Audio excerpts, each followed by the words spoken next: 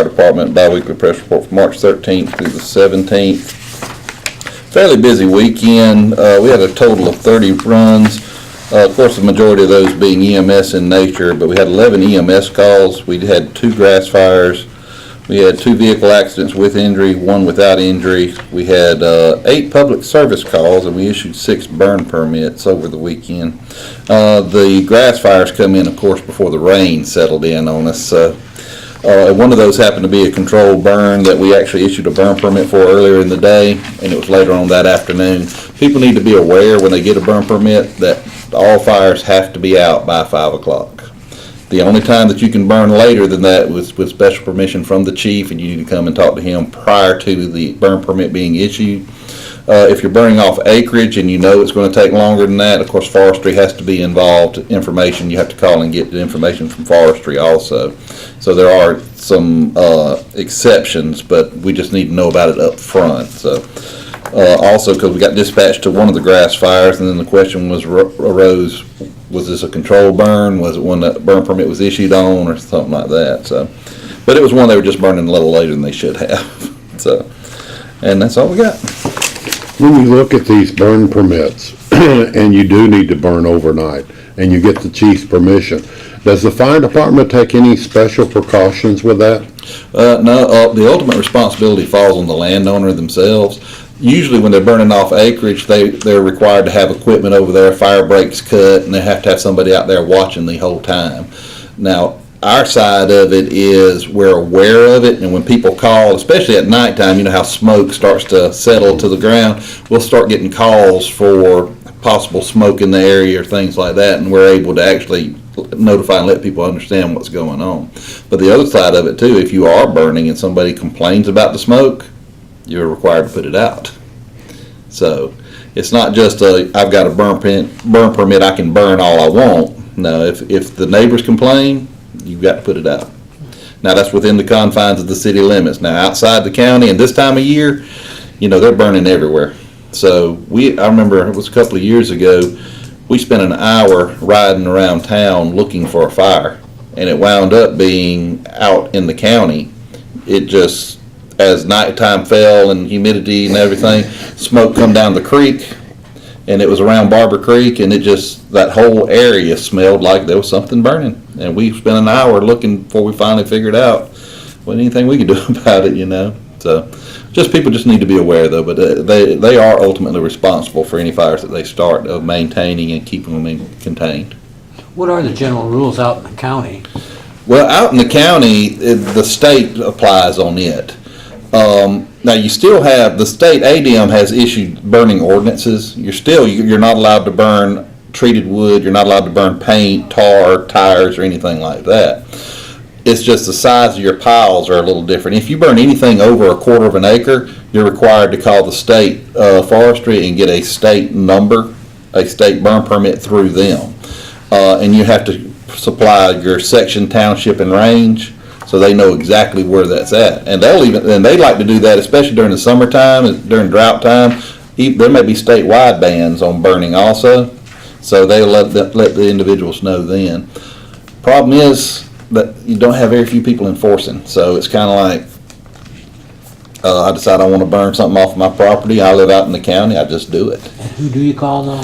They can call the fire department if they want to. We've got a 1-800 number that is straight to forestry for that, and we can give them that. And we'll even help them get their section, township, and range if they're not sure what that is. But in the nutshell, anything over a quarter acre requires that state burn permit. This is Lance Abbott, detective with Eufaula Police Department, and these are the reports for the time period from March the 14th of 2014 through March the 17th of 2014. During this period, we had 8 traffic accidents that were reported. There was a total of 18 misdemeanor arrests and a total of 13 felony arrests, which gives us 31 total arrests for that time frame.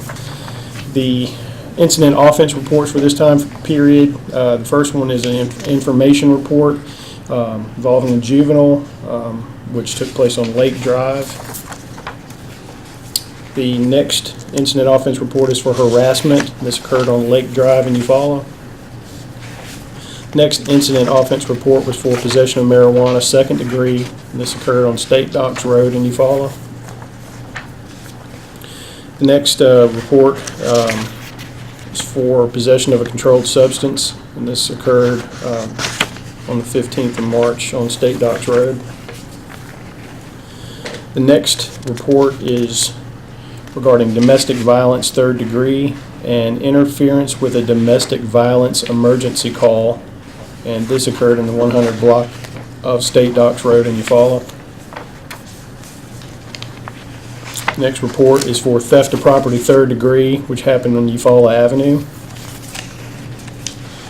Next report is for information regarding damage to property, more specifically a 2011 Hyundai Sonata front quarter panel. This occurred in the Sable Ridge Shopping Center.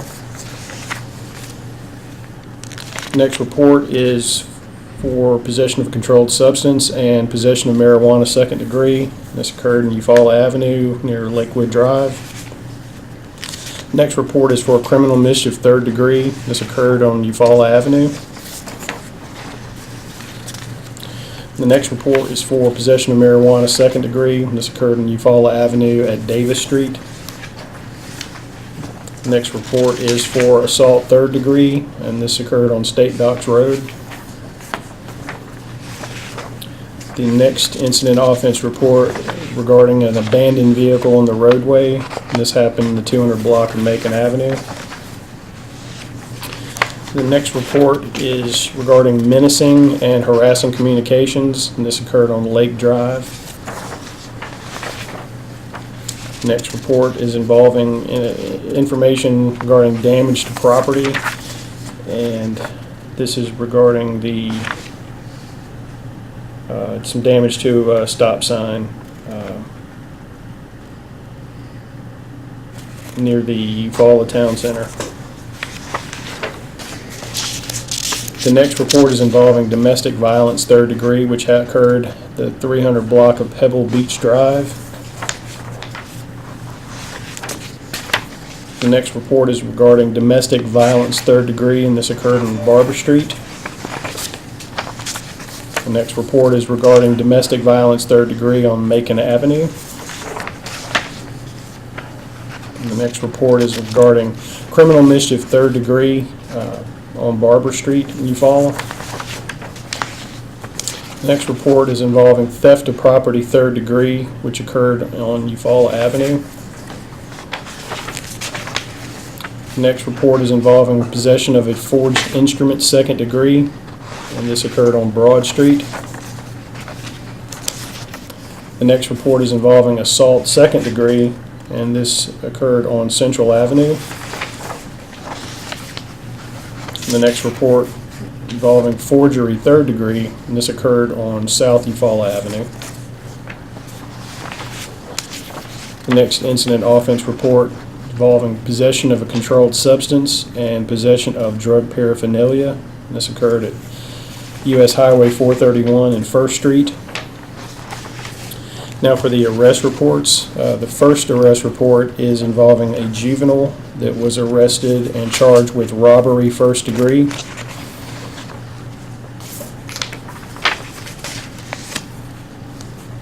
The next arrest report is involving a juvenile, and he was arrested for possession of a controlled substance. The next arrest report is involving a juvenile, and he's arrested for possession of marijuana, second degree. Next arrest report is involving Tymir Delane, and he was arrested for distribution of a controlled substance, possession of marijuana, first degree, and possession of drug paraphernalia. The related arrest, or co-defendant rather, David Alexander Harden was also arrested and charged with distribution of a controlled substance, possession of marijuana, first degree, and possession of drug paraphernalia. Related to that as well as next arrest was involving Jay Nicholas, He was also charged with possession of marijuana first degree, distribution of controlled substance, and possession of drug paraphernalia. Another related to that particular case is Eric Manuel Dominguez. He was arrested and charged with distribution of controlled substance, possession of marijuana first degree, and possession of drug paraphernalia. Next arrest report is involving Lonnie Britt Patrick, and he was charged with domestic violence third degree. The next arrest report is involving Danny David Jacob, and he was arrested for possession of a controlled substance and possession of marijuana second degree.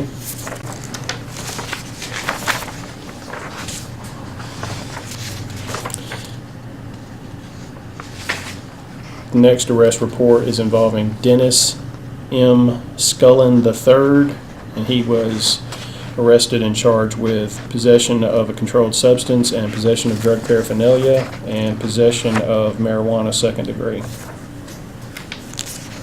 The next arrest report is involving Mario Stephan Grubbs, and he was arrested and charged with domestic violence third degree. The next arrest report is involving Leroy Dozier, and he was charged with domestic violence third degree. The next report is involving Billy Walker, and he was arrested for pedestrian under the influence. The next arrest report is Cameron Marshall Workman, and he was arrested for possession of marijuana second degree. Next arrest report is involving Joshua Ryan Marshall, and he was charged with possession of a controlled substance and possession of marijuana second degree. The next arrest report is Jaleesa Monique Rump. She was charged with assault third degree and criminal mischief second degree. Next arrest report is for Eugene Stafford Jr., and he was charged with failing to appear on an arrest warrant involving, I guess, a pending case in Eufaula City Court. The next arrest is for Shantoya Richardson, and she is arrested and charged with menacing. Next arrest report is Douglas Shelby Huff, and Huff was charged with theft of property third degree.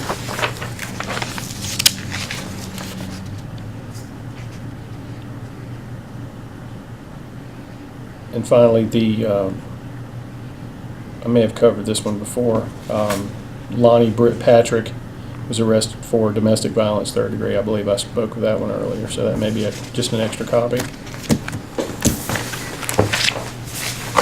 Among the arrests this morning that were made on Eufaula Avenue early in the morning, can you kind of give us a scenario of what took place, how it all came down?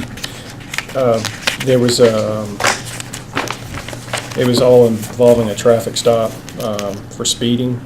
I believe it was on the main highway, 431. I believe the night shift officer got consent to search the vehicle, and they discovered a quantity of just various narcotics, everything from marijuana through different types of controlled substances, and obviously the size of the amount of the controlled substances led to the distribution of controlled substance charge rather than just simple possession. Okay. And also the way the items were packaged as well. And you'll be able to see from the photograph that we've provided. Okay. On the uniform arrest reports, I think it was the first one you read, it was about a juvenile who did an armed robbery. Do you know if that will be treated as an adult or Or since it did involve armed? Anytime there is, whether it's an adult or a juvenile, with a Class A felony, a violent offense like that, we're always going to charge them as an adult. This gentleman was 17, so that case would always be adjudicated as an adult. Okay. So, Any details, Lieutenant, Detective, on that robbery? I see that there was a warrant issued on that. The date issued was 1/17/2014. This, I understand it's a juvenile, but do we have, can you tell us anything about the incident itself? If I'm not mistaken, I believe this has something to do with one of the service stations. There was a warrant that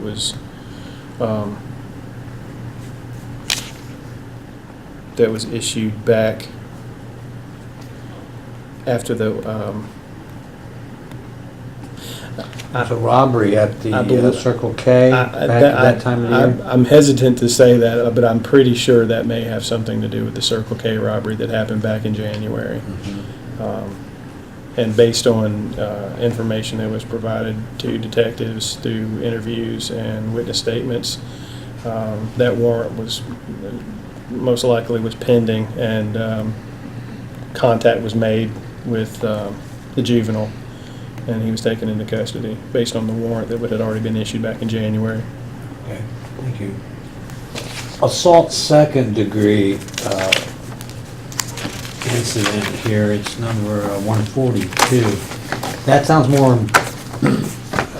that's more than assault first degree or third degree. which is nice. Correct. It involves. How does that work out? I mean, did they get moved up like that, or can you elaborate at all for me? That is an incident report. There's not an arrest that's been made on Incident that. report. Okay, but that would be. Well, it's the difference between physical injury or serious physical injury, Okay. meaning there's a definition for that in the state code. Okay. But it basically means it's becomes something that's pretty imminent as far as life-threatening, Okay. a life-threatening type injury. Okay. It also can depend on whether or not there was a deadly weapon or a dangerous instrument involved. And there's a few other definitions or explanations as far as what the code says. I see. But usually it usually is based off of the severity of the injury. Finally, what is MDMA? That was one of the substances that was confiscated here. It's actually called methyl deoxymethamphetamine, and I will have to look up the spelling for Okay, that, but so- I actually can pronounce it. Yeah. Okay. So it's methamphetamine. It's a derivative of it. Some people can actually refer to that as what ecstasy was, but I think they're referring to it now as a substance called Molly. Yeah, I have heard that too. Wow. But it's methyl deoxymethamphetamine. Were these these? I didn't get to look at the report here. Was this a spring break? It is. That's, This is I kids heading to believe the it. beach. Well, with enough to, it looks like, to distribute once they arrive down there. Get to the beach and party down with Molly. Coming through Eufaula, middle of the night. Get stopped. That's the way it appeared. and speeding. And speeding the boot. Well, of course, you're all doped up. So. Ooh, well, college don't make you smarter.